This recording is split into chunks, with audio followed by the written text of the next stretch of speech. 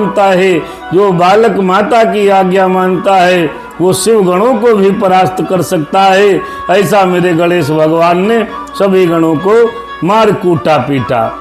उनमें से कोई ऐसा गण नहीं था जो संग्राम में गणेश के सामने दिखाई पड़े। जैसे सिंह को देखकर मृग दसों दिशाओं में भाग जाते हैं, उसी प्रकार वे हजारों गण भाग गए और वे गणेश पुनः लौटकर द्वार पर स्थित हो गए। जिस प्रकार कल्पांत के समय काल भयंकर दिखाई पड़ता है, उसी प्रकार उन सभी ने गणेश को काल के समान प्रलयकारी देखा है। इसी बीच नारद जी से प्रेरित होकर विष्णु इंद्र जी सहित सभी देवता वहां पहुंच गए। तब शिव जी की हित कामना से उन लोगों ने शिव को नमस्कार किया है और आगे खड़े होकर के कहा, हे प्रभु हमें आज्ञा दीजिए, आप परम ब्रह्म सर्वेश हैं, हम सब आपके सेवक हैं। आप सृष्टि के कर्ता हैं, भरता हैं, संहर्ता हैं, परमेश्वर हैं। आप स्वयं निर्गुण होते हुए भी अपनी लीला से सत्व रज तथा तम रूप हैं। हे प्रभु आपने इस समय कौन सी लीला प्रारंभ की है, उसे हमें बताइए।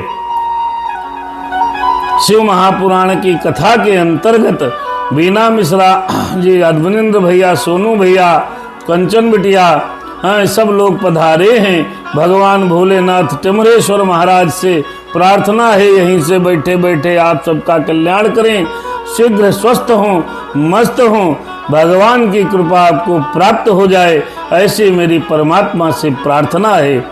जब ये देखा विष्णु भगवान ब्रह्मा जी भी पहुंच गए। बहुत सुंदर है श्री रामचरितमानस का पाठ टिमरेश्वर धाम में बड़े ही पावन श्रद्धा के साथ सभी भक्तगण कर रहे हैं।